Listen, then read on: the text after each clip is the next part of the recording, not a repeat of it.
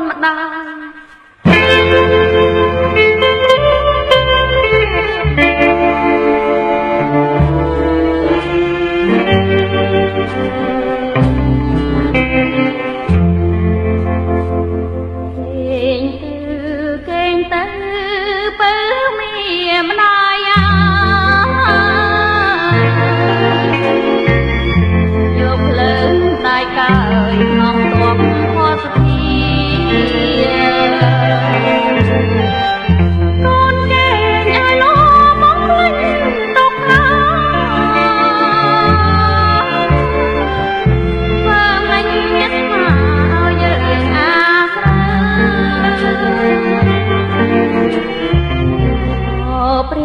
ចន្ទ្រី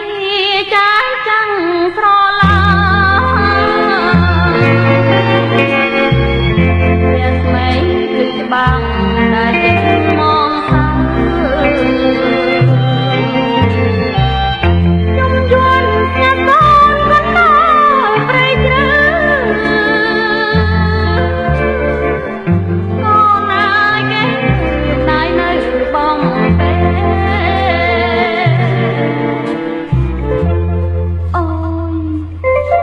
ម្ដាយចុកចាប់ណាស់កូនកេងតែកូនកេងតែ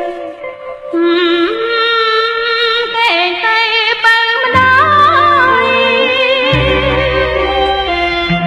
ចិនមកធំមាយាក៏មានមែពេលណា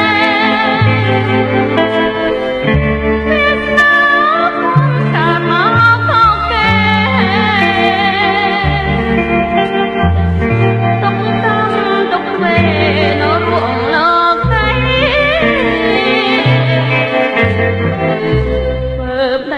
ឥឡូវ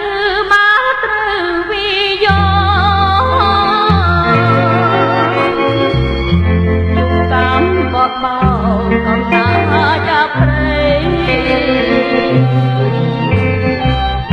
តែងទៅកុំកោសំរំណាថ្លៃបើមាននិស្ស័យគង់ព្រាប្រណីមិនខា